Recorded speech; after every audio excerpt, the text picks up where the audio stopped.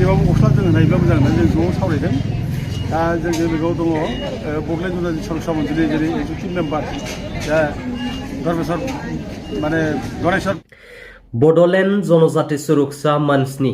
आफादगिरि मानगोनां दावराव देख्रेब सारनि मोनसे बाख्नायजाथाव हाबा मावनाय। क'क्राझार जिल्लानि सिङाव थानाय खांख्लाबादा बाजाराव गावनि खस्थ' मेहनतजों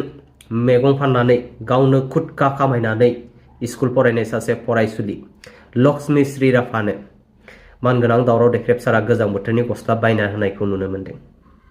गांसेबाबो गस्ला जोङो नायोब्ला मोजां होननानै जों ज' सावरायदों। दा जोंनि लोगोआव दङ बड'लेण्ड जुनारनि सरसा मन्थ्रि जेरै एक्जिकिउटिभ मेम्बार दा धर्मेश्वर माने गणेश्वर ब्रह्म क'क्राझारनि दा फिसाला बेना फोरदान ब्रह्म IAS अफिसार दा IAS अफिसार धर्मेश्वर ब्रह्मआ जुनारनि सरसा मन्थ्रिनि एक्जिकिउटिभ मेम्बार ओमफ्राय जोंहा दङ जाहैबाय वीरेन्द्र कुमार बसुमतारी डाइटनि रिटायार्ड प्रिन्सिपाल क'क्राझारनि दा बिथाङा जों दंफायो। ओमफ्राय नैबे जोंहा दङ जाहैबाय उनाव कफि बसुमतारी बे इन्डास्ट्रिनि अफिसार बे जुनारनि सरसा मन्थ्रियाव बिदि दंफायो। बे माने जों लोगो लाफाबाय थायो गोदोनिफ्रायनो दंखायो जोंहा जों देरसिन मावब्ला बे समाव बे जोंजों बे बड'फा उखुमजों ब्रह्म बाउण्डारि वाल बानायनाय गासिबो खामानि दङ आरो बिनि बिब'आ फैसालिया गसाइगाव क'क्राझारनिफ्राय सरि बिजनिफ्राय क'क्राझारसिम साइकेल सालायना फैयोमोन आबो खालामनाय समाव बे माने बसुमतारीखौ ओमफ्राय जगेश्वर ब्रह्म दा क'क्राझारनि दाबो जोंनो लांफैबाय। ओमफ्राय नैबे नरेन बसुमतारी बे जोंना माने रिटायार्ड माने भेटेनारिनिफ्राय रिटायार जाबाय बे आरोखि फिल्ड एसिस्टेन्टमोन दा बे ओमफ्राय नैबे जोंहा नै सासे जाहैबाय समर ब्रह्म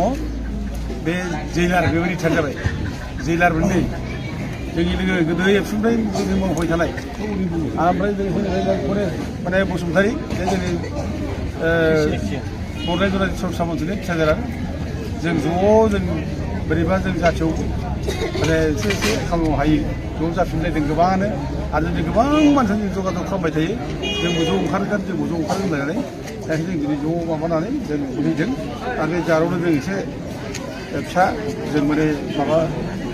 गाननाय जोमनाय जोङो होनो साननाय गोजांनायखाय आरोखि दा गुदुं जों होनो नागिरदों दा बेखौ जाहाथे बे लायो बे बेखौ लादो ओमफ्राय लेखा मोजां फरायनांगौ दे लेखा फरायनांगौ लेखाफोरखौ गारनो नाङा खामानि मावनांगौ लेखा फरायनांगौ। दा जों मिथिगौ बे भारत संबिजिता दिनै जोङो आर्टिकेल 21A बेबादियै माने 6 बोसोरनिफ्राय 14 बोसोरसिम फ्रि एन्ड कम्पालसारि इडुकेसन होनांगौ सरकारा बिदिखौ होनांगौ आइनाव दंखाथारो। दा दसे रावबो फ्रिथार मोना दा दिनै बे गथ'आ जे खामानि मावनायनि गेजेरजोंबाबो बे स्कुल फरायदोंमोन बिराद मोजां बाथ्रा। दा बेखायनो जों बेखौ हायोब्ला बेफोराव सहाय होनांगौ आरोखि स्कुला फार्स्टआव थानांगौ बेखौ मावबाय थाथों ओमफ्राय स्कुलाव थाथों खिन्थु माने बेखौ मावनायखाय स्कुल माने फरायनाङा बे जानो नाङा आरोखि बे नङा स्कुलखौसो बुजिथारनांगौ मावनांगौ आरो जों सहाय होबाय थागोन जों नायगोन बे मोजां पास जानांगौ जाबाय मेट्रिकखौ मोजां पास जानांगौ नोंनि एडमिसननि थाखाय जोंबो आरोबाव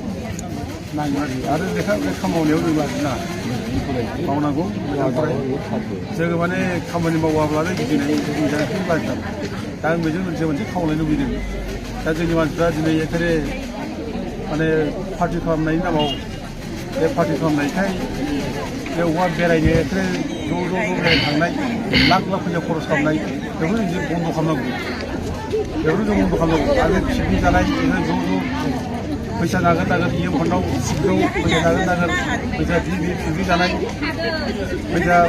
अनादर माने गारनाय बेखौ जों दिनै बन्द' खालामनांगौ। जों हायोब्ला जों बिदिनो गोरिब मानसिखौ नायै जोङो बिदिनो सहाय होनांगौ जों बेखौ लुबैयो आरो मानो अनादर फैसा गारनांगौ बेफोरलाय पिकनिक जानानै अ बेराय मानो फैसा जादोंमोनलाय नों पार्टि फर्मि जादोंबा जे बेरायथारनांगौ मा खोथा दं बेवलाय नों पार्टि फर्मि जादों मानो जादोंमोनलाय पार्टिनि थाखाय खामानि मानो थाखाय पार्टिया जाहाथे मोजां मावो समाजखौ जौगानायनि खामानि मावो जाहाथे आइ आफा जाम्बा जाम्बिनि गोरिब गुन्द्राखौ मोजां मावो बेनि थाखाय पार्टिखौ सापर्ट खालामो पार्टिनि मावो खिन्थु पार्टिनि मावदों होननानै जे एखेबारे अबेबा गवायाव बेराय मोनथारनांगौ अबेबा माद्रास दिल्ली माद्रास मुम्बाइ बाहेरायाव बेराय मोनथारनांगौ खोथा नङा सब पिकनिक जानो फैसा मोनथारनांगौ बेथ' खोथा नङा। दा बेखायनो खावलायो जाहाथे जोंनि